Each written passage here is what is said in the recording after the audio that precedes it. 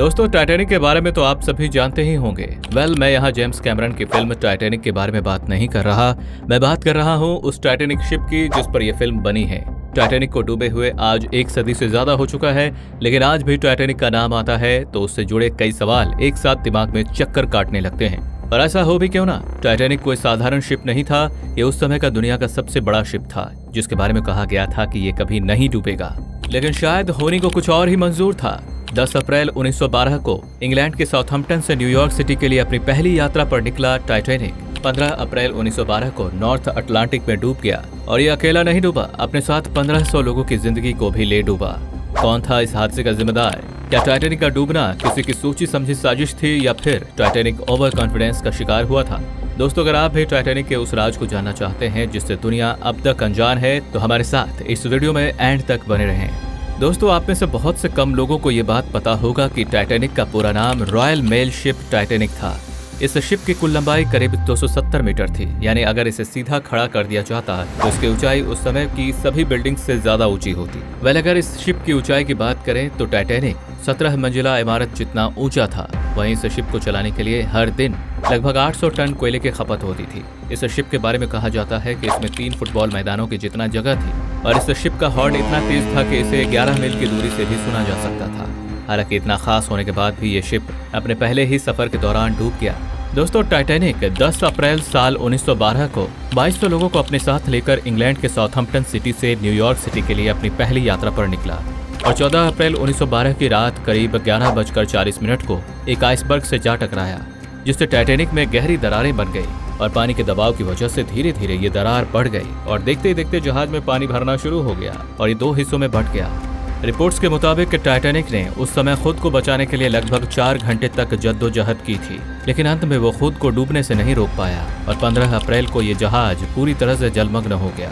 इस शिप को पूरी तरह से डूबने में 2 घंटे 40 मिनट का समय लगा था और इस हादसे में 1500 लोगों की मौत हो गई थी। दोस्तों, यही वजह है कि टाइटैनिक के डूबने की घटना को आज तक का सबसे बड़ा समुद्री हादसा कहा जाता है।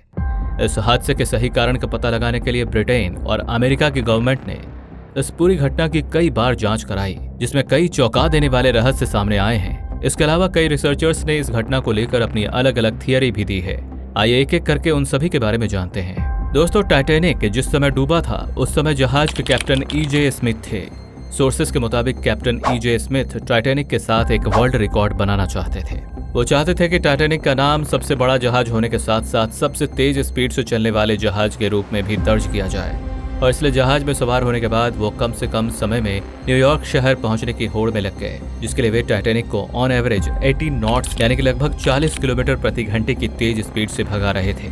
ऐसे में कहा जाता है कि अगर जहाज की स्पीड थोड़ी सी भी कम होती तो आइसबर्ग के सामने होने पर भी जहाज को कंट्रोल करके आसानी से मोड़ा जा सकता था। लेकिन जैसा कि मैंने आपको पहले ही बताया, जहाज की स्पीड काफी ज्यादा थी, जिस वजह से आइसबर्ग दिखाई देने के बाद भी जहाज को कंट्रोल नहीं किया जा सका और वो आइसबर्ग से टकराया।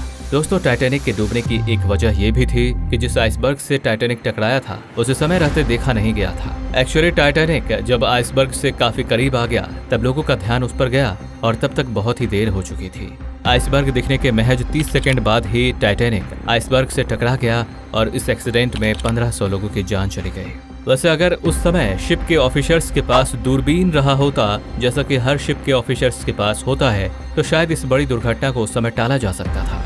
मुझे पता है कि आपके दिमाग में ये सवाल आ रहा होगा कि जब सभी जहाज पर दूरबीन होता है तो फिर टाइटैनिक पर दूरबीन क्यों नहीं था। तो यहाँ मैं आपको क्लियर कर दूं कि सभी शिप्स की तरह टाइटैनिक शिप पर भी उस समय दूरबीन मौजूद था, लेकिन प्रॉब्लम ये थी कि दूरबीन जिस केबिन में रखा हुआ था उस केबिन की शिप पर किसी के पास मौजूद नहीं थी। एक्चुअली जिस ऑफिसर्स के पास की थी उनकी पोस्टिंग टाइटैनिक में रवाना होने से कुछ देर पहले ही दूसरी जगह कर दी गई थी, जिस वजह से वो ऑफिसर जहाज पर तैनात दूसरे ऑफिसर्स को की देना भूल गया। अगर जहाज पर मौजूद ऑफिसर्स के पास दूरबीन रहा होता तो ऑब्वियसली समय रहते वे आइसबर्ग को देख लेते और शिप की डायरेक्शन को चेंज कर देते, जिससे इतनी बड़ी घटना नहीं घटती। दोस्तों, कुछ अन्य सोर्सेस की रिपोर्ट्स देखें तो उनके मुताबिक आइसबर्ग के टकराने से पहले टाइटैनिक के बॉयलर कक्ष के कोयला बंकर में आग लग गई थी, जिससे शिप की बॉटम पूरी तरह से कमजोर हो गया था और अपने सफर के दौरान टाइटैनिक का वो हिस्सा आइसबर्ग से टकराया जो कमजोर हो चुका था। जबकि वहीं कुछ थियरीज ये कहती हैं कि टाइटैनिक में रवाना होने से पहले ही उसमें रखे कोयले में आग लग गई थी और ये आग करीब 3 हफ्ते से जल रही थी, जिस पर उस समय किसी का ध्यान नहीं गया था। आग की वजह से जहाज के नीचे का हिस्सा लाल पड़कर कमजोर हो चुका था और अटलांटिक महासागर में जब टाइटैनिक का वो हिस्सा आइसबर्ग से टकराया तो उस हिस्से में दरार आ गई और जैसा कि मैंने आपको पहले ही बताया, पानी की दबाव की वजह से धीरे धीरे वो दरार बढ़ता गया, जिससे टाइटैनिक में पानी भरने लगा और अंत में टाइटैनिक डूब गया। दोस्तों, अगर समय पर ही लोगों ने उस आग पर ध्यान दिया होता तो शायद आइसबर्ग के टकराने से जहाज में इतनी आसानी से दरार नहीं पड़ती और ना ही टाइटैनिक डूबता। दोस्तों, जब टाइटैनिक जहाज आइसबर्ग से टकराया तो पूरे जहाज पर हड़कंप मच गया। लोगों ने घबराहट में आइसबर्ग को देखने के लिए शिप के अंदर की छोटी खिड़की खोल दी। हालांकि सभी पैसेंजर्स को क्रू मेंबर ने शिप के डेक पर जाने की सलाह दी थी ताकि लाइफ बोट की हेल्प से उन पैसेंजर्स को बचाया जा सके, लेकिन खिड़कियों को खुला छोड़कर पैसेंजर्स ने टाइटैनिक की मुसीबतों को और बढ़ा दिया था, क्योंकि जब जहाज डूबना शुरू हुआ तो खिड़कियों के खुले रहने की वजह से जहाज में और तेजी से पानी भरने लगा। दोस्तों, जब लाइफ बोट की बात हो ही रही है तो आपको बता दूं कि टाइटैनिक बनाने वाली कंपनी के अध्यक्ष जे ब्रूस स्मे को टाइटैनिक पर इतना यकीन था कि उन्होंने इस शिप में सिर्फ 20 लाइफ बोट रखी थी। जी हाँ, 20 लाइफ बोट, जबकि टाइटैनिक के साइज को देखते हुए इस पर आराम से 64 लाइफ बोट लाई जा सकती थी। लेकिन जे ब्रूस को टाइटैनिक पर इतना यकीन था कि उनका शिप कभी नहीं डूबेगा। अपने इसी ओवर कॉन्फिडेंस की वजह से उन्होंने टाइटैनिक पर लाइफ बोट की संख्या कम रखी, जिस वजह से जब यह शिप डूबा तो सिर्फ कुछ लोगों की ही जान बचाई जा सकी, जबकि 1500 लोग इस जहाज के साथ डूबकर मर गए। दोस्तों, आपके लिए यह जानना शॉकिंग होगा, नॉर्थ अटलांटिक ओशन के जिस एरिया से टाइटैनिक गुजर रहा था उसी जगह से टाइटैनिक के पहले कैलिफोर्नियन नाम का एक शिप भी गुजर चुका था। कैलिफोर्नियन का रेडियो ऑपरेटर आइसबर्ग से परिचित था, इसलिए उसने टाइटैनिक के रेडियो ऑपरेटर को रेडियो के थ्रू सावधान किया कि आसपास आइसबर्ग है, इसलिए इस एरिया से गुजरते समय टाइटैनिक को सावधान रहने की जरूरत है। लेकिन दोस्तों, कहा जाता है कि टाइटैनिक के रेडियो ऑपरेटर को भी टाइटैनिक पर जरूरत से ज्यादा यकीन था, इसलिए उसने इस बात को सीरियसली नहीं लिया और ना ही किसी को इस बात की जानकारी दी और इसका खामियाजा 1500 लोगों को अपनी जान देकर चुकानी पड़ी। तो दोस्तों, ये कुछ वो थियरीज हैं जो समय समय पर लोगों के द्वारा दी गई हैं। वैसे बहुत से लोग टाइटैनिक के डूबने के पीछे की वजह एक मम्मी का श्राप मानते हैं। एक्चुअली कहा जाता है कि टाइटैनिक जब इंग्लैंड से न्यूयॉर्क के लिए निकला तो इस पर ब्रिटिश म्यूजियम की एक श्रापित मम्मी लदी हुई थी। इस मम्मी की श्राप की वजह से ही टाइटैनिक जहाज के साथ हादसा हुआ और वो डूब गया। हालांकि ब्रिटिश म्यूजियम के मुताबिक ये थियरी पूरी तरह से गलत है, क्योंकि वो मम्मी 1990 से पहले कभी म्यूजियम से बाहर निकली ही नहीं थी।